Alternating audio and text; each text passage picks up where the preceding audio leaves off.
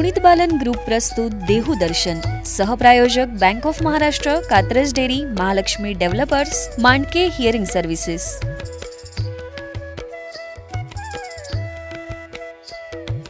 ज्ञानदेवे रचिला पायात तुका झाला से कळस। ज्यांना वारकरी संप्रदायाचा कळस असं संबोधलं जातं त्या संत तुकाराम महाराज यांचं जन्मगाव देहू।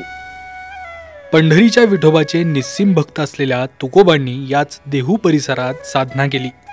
इंद्रायणी नदीच्या काठी वसलेलं देहू गाव आणि आसपासचा परिसर आजही तुकोबांच्या विठ्ठल भक्तीची साक्ष देतात।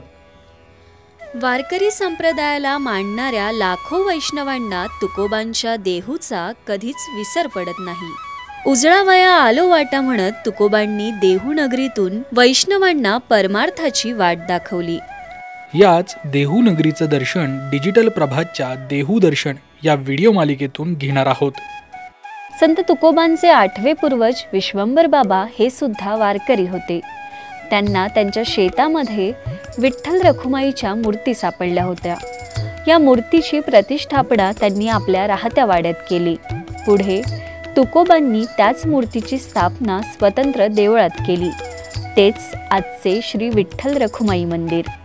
तुकोबांपासून सुमारे 300 वर्षांपूर्वी तुकोबांचे पूर्वज विश्वंभर बाबा हे देहू गावी राहत होते। या घराण्याचे कुलदैवत विठोबा होते। घराण्यात आषाढी कार्तिकीची वारी विश्वंभर बाबांच्या वाडवडिलांपासून चालत आली होती।